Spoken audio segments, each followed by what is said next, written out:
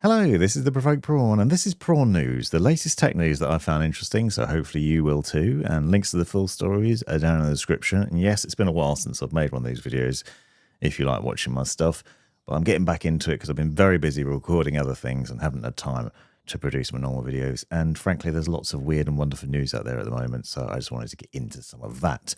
One of the most interesting things that they've told me this week is the Intel Nova Lake S rumors, which include the suggestion that the next lineup of Intel CPUs at the top end might well include a CPU that has 52 cores in it, which is a bonkers increase from the current number of cores on there. But you're looking at 16 performance cores, 32 efficiency cores, and 4 low power cores in what is said to be the Core Ultra 9 385K. Now, this is a rumor, so it's speculation at this point. We don't know whether it's true or not. But it does feel to me that maybe it could be, because obviously Intel's kind of been on the back foot for a while. The Core Ultra launch didn't go well previously. AMD's been gaining great ground and getting really good reviews with its 9800X3D and the 9950X3D and the other variations of its top-end CPUs. And loads of people have been scrambling for that, as well as AMD GPUs, which we'll get to in a little while as well. So I think it wouldn't be a surprise to see Intel doing something crazy and bold. So it'll be interesting to see what happens there, although we'll probably be waiting a while for that to actually become a reality. But what do you think? 52 cores? Would that be interesting for you? Next up is the promise that Gen 5 of PCIe NVMe SSDs will be around for a while. And if we do see a PCIe Gen 6 variation of these, it probably won't be until 2030 for the mass market. Now, this is a fairly interesting story, I think, but it also made me want to talk about Gen 5 experience anyway. PCIe Gen 5 NVMe SSDs are available from a few different places. Crucial's got some, Samsung's got some. There are other ones available out there, but they're very expensive. And actually, if you read this article that I'll link to in the description about it, explains just how much more expensive it is to craft a Gen 5 NVMe SSD compared to a Gen 4. Now, it's basically twice the speed. So with a Gen 4 drive, you're looking at about 7,500 megabytes a second. With the top-end Gen 5 drives, you can get up to 14,000, so it's pretty nuts.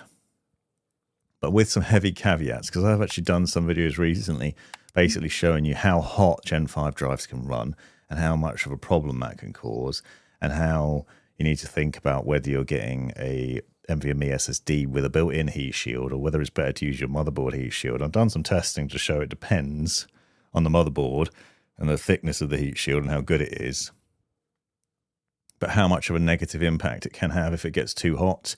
And because they're so fast, they get really hot really easily. And that's led to a few issues. I've had some problems, for example, when I was using a 5090 vertically mounted, blowing onto the Gen 5 drive, which then caused it to overheat, which then caused it to just stop working, which is obviously not ideal.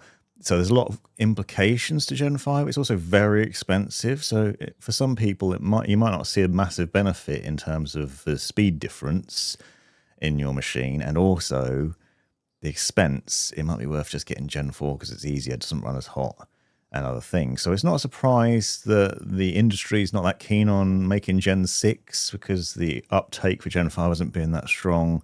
And also there's probably going to be other implications, not only a cost thing, but also the heat, I'd imagine, from a Gen 6 drive will be bonkers too. An important reminder to update your BIOS and the reasons why. There are a number of different reasons that you should update your BIOS. It can be useful in various different ways if you're not aware already. Often you'll find, especially if you're an early adopter of a new motherboard, you'll find that there are various different BIOS updates that roll out post-launch. So you might find if you go and look at your manufacturer's website that there are a lot of different new BIOSes that have been released, and sometimes it's worth doing. Historically, a lot of people said not to update your BIOS because it's not worth the risk. If it's not broke, don't try and fix it sort of attitude. But my personal feeling is over the last few years, it's definitely been worth updating your BIOS. For Intel boards, it's been very important because it improved stability and helped make sure that the CPUs didn't have issues. For AMD, there was also other problems, similar sort of thing a couple of years ago. And other reasons are it can also help with things like XMP stability and system stability. So new BIOS updates can help with that. So it's worth checking the manufacturer's website. But the reason I mention that is obviously this story is showing there's a vulnerability which hackers can use on some BIOS versions, And that's with the latest AMD AM5 CPUs as well, and a bunch of others as well. So if you check out this Tom's Hardware article, it'll tell you about all the different CPUs that it's affecting. But essentially it means that hackers can access using a backdoor to the TPM module, and then obviously that has a negative effect on your system. So it's a vulnerability that's being patched in a BIOS update. So it's another reason to do it alongside all the other ones I mentioned. So I'd look out for BIOS updates if you've got a new AM5 motherboard, and maybe just check and see if there's anything worth doing and updating there. The NVIDIA melting graphics card fiasco continues.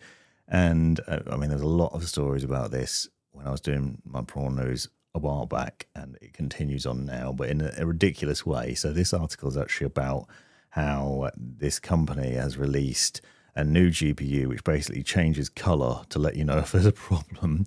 So it has an RGB area on it, which has an LED that lights up yellow if the cable's not connected properly, and red if there's a power problem, which could potentially cause basically issues with melting and other things there as well. So obviously significant issues.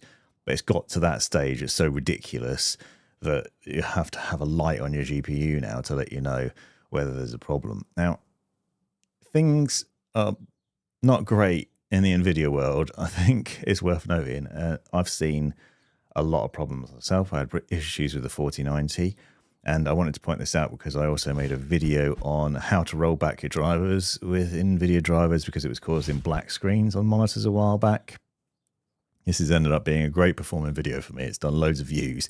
And the only reason I made it was because I was frustrated with my 4090 not working properly, the display going black, my PC rebooting, various other problems. I tried loads of fixes for it, including rolling back my drivers. And while I was doing that, I thought I'd make a video on it to help other people. And since then, it's appeared in my top performing videos on a regular basis.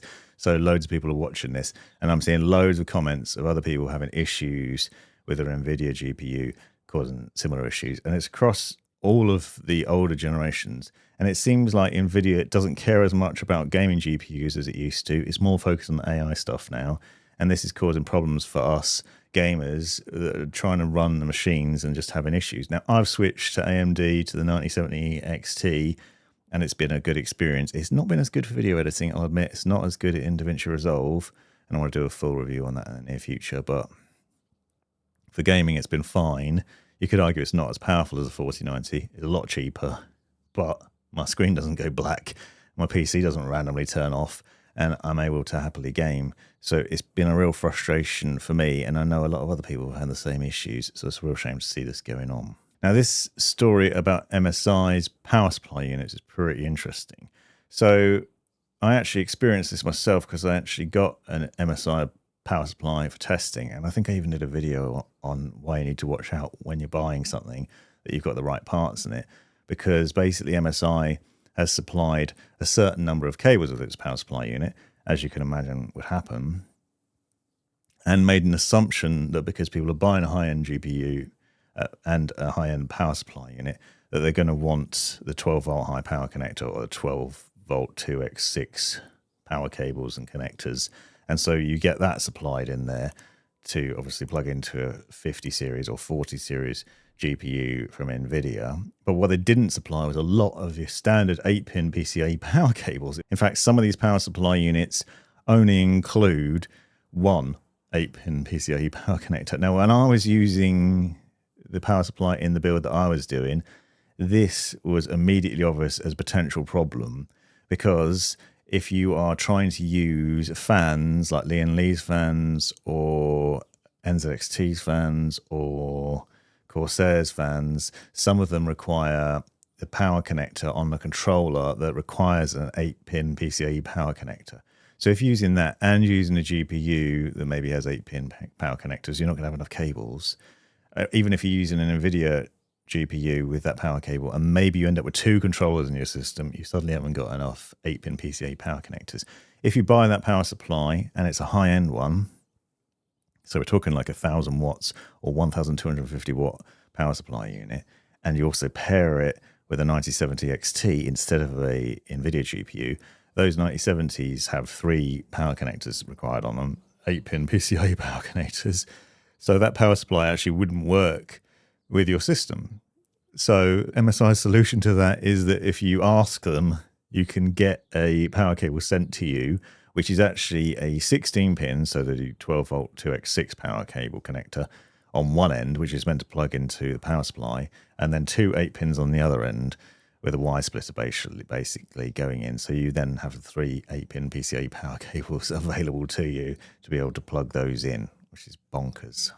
Also talking about power supply units, Corsair's also got problems with its RM series. So the recent RM lineup of power supply units, apparently some people have experienced a clicking noise from the power supply when it's under use.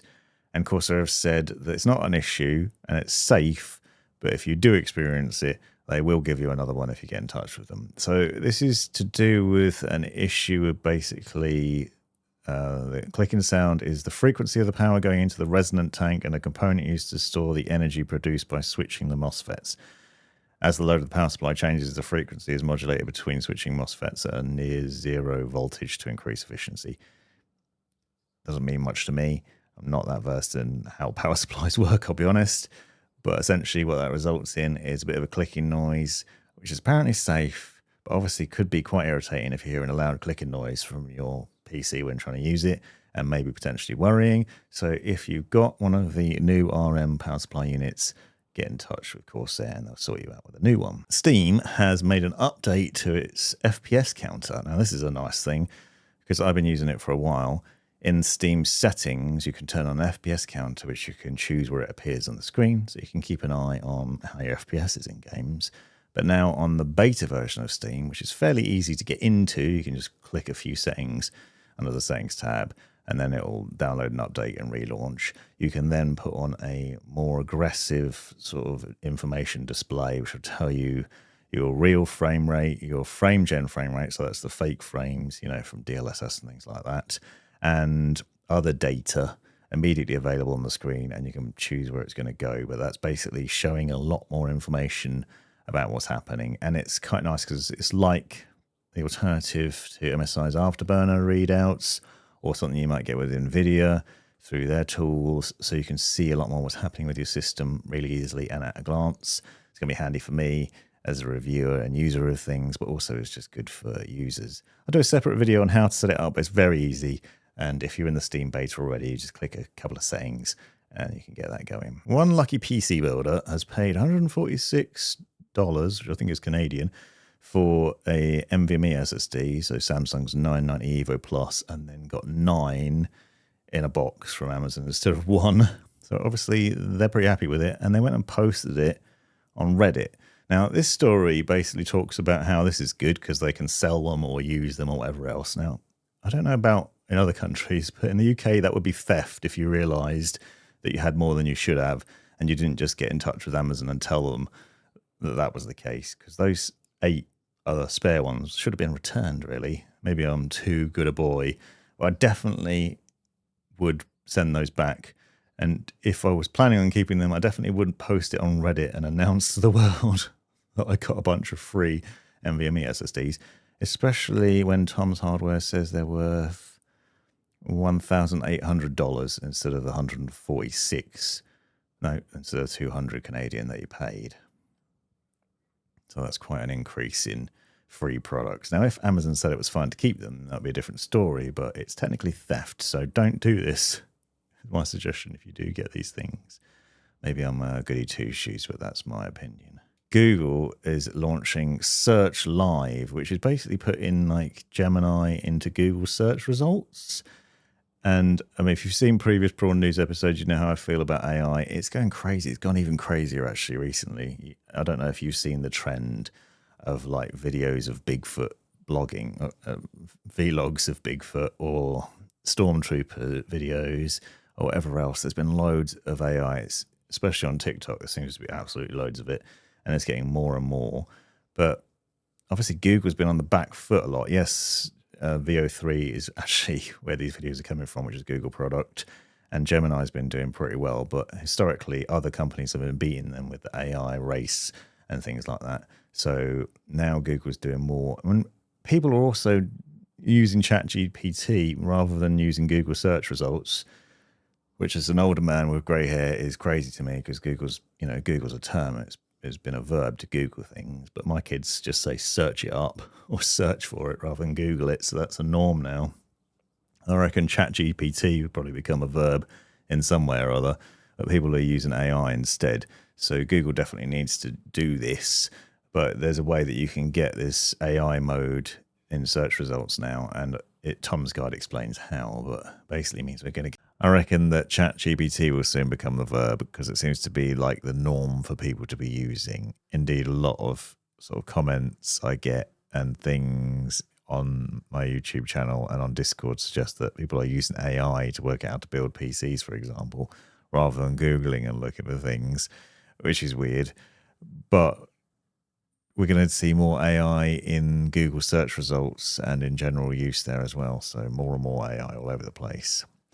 Now, another thing we're going to see more of is WhatsApp ads. So there's ads within WhatsApp, more of them in future. In the UK, we use WhatsApp quite a lot. I don't know about the rest of the world. But just lately, they've been pushing hard on advertising how everything's encrypted and how Meta and those people can't read your messages or your videos or see your pictures or whatever else when using WhatsApp. So they're really pushing how encrypted it is. But at the same time, now they're rolling out more adverts to it. But there's no such thing as a free lunch. You don't ever get anything for free in this life, so it's not a surprise to have to get more adverts for it. If you've tied your Facebook and WhatsApp together, you'll also get personalized ads, which I don't think is a bad thing because it's better than getting guffy adverts for things you don't want to see or don't use. I personally get loads of adverts for mobile phone games, and I don't play games on my phone because I don't like them. I'm a PC gamer, not a mobile phone gamer, so that always annoys me. So personalized adverts are preferable for me anyway, I think. But I think this is an interesting move. Actually, I'm surprised it's taken so long to come. I would have think you've seen more of this in the past, but it's going to be more of a thing moving forward. So that's basically it for Prawn News this week. There is one other thing I want to talk about, which I want to do a separate short video on, but one of the people in YouTube comments recently has basically been asking me about an issue they've been having, which funnily enough I've been having as well, and I thought it was a user error. So it relates to NZXT's AIOs, the Kraken Elites, especially with the LCD screen on them, where you can get a readout of your temperatures, of CPU and GPU temperatures, and using that in combination with an AMD GPU, which for some reason doesn't display the temperature of that AMD GPU. This is an issue I had after switching from a 4090 to the 9070 XT. So I assumed it was a user error or maybe a problem there related to the two things, perhaps drivers left over or something that was just confusing NZXT's CAM software. But I'm told by this viewer that it's a wider issue. They've got the same problem, and other people on Reddit have also said the same thing. Several people are complaining about this problem. I spoke to NZXT about it, and they've said that there is a fix coming, so it is a known issue, and they are working on a fix, but you're going to be waiting a while for it. It's going to be coming later, so unfortunately it's not going to be quick. But if you're an AMD user and an NZXT user, that's why you're not getting your temperature readouts on the Kraken coolers, which is a shame. So I've got a lot of other videos coming shortly. I've got a lot of builds going on and a lot of other things of interest. You might have noticed I've got a new ring, which I don't usually wear. Actually, this isn't a ring. It's a sizing ring to make sure ring size. But this is Ultra Human smart ring I'm going to be testing. It's a bit of a side from the usual things. Also, I've got some new PC builds coming with embargoes, so they won't be released until early July, but a lot of other things, all-in-one coolers and cases and all sorts of goodness coming. I'm also currently testing out this keyboard, which is Corsair's MAKR keyboard, MAKR 75, which is like a bare bones build-it-yourself keyboard, which is stuffed full of foam to make it quiet, and obviously it gives you switch options and keycap options and plate options and switch options and other things. Hefty, premium looking, quite nice looking. I have some interesting opinions on it. Initially, for example, I hate the placement of the delete key, which is here beyond the volume wheel. I don't know why I'd find that frustrating. It's an annoyance. Instead of here where the home button is, I keep hitting home instead because I expect delete to be on the very stupid little thing. But otherwise, as you can see, it's a nice looking keyboard. So that should be interesting. I also got this mouse, which is the low free touch, which I actually bought ages ago. You can, there you are, focus and see. It's like a cool little mouse with removable keycaps, so you can actually take these out and replace them, and it's got like standard looking keyboard switches underneath, but it is kind of unusual design, which doesn't want to focus. Wants to focus on me instead, so just have it here. It has an unusual design to it, but it's pretty small. I found it doesn't fit my hand very well, so you have to do like a claw grip with gaming, which I don't like claw grip. So I find it a bit too uncomfortable. It's a bit too small. It's got a nice thumb rest though. And it is quite unusual. It's got a little display on it which lets you know your current level of DPI, and you can switch between those with the button on top. So you can see what DPI level you're on the fly and the battery life. And it has both 2.4 gigahertz wireless and Bluetooth modes. So it's got some nice features and it's pretty affordable. It's quite old now. I think I bought it last year when I just got around to looking at it. Well, I'll be doing a review on that as well. So a lot of waffle, but hopefully you've enjoyed this video. Let me know in the comments what you think of what you've seen. Don't forget to check out links in the description to the full articles. And thanks very much for watching. Have a great weekend. Appreciate you.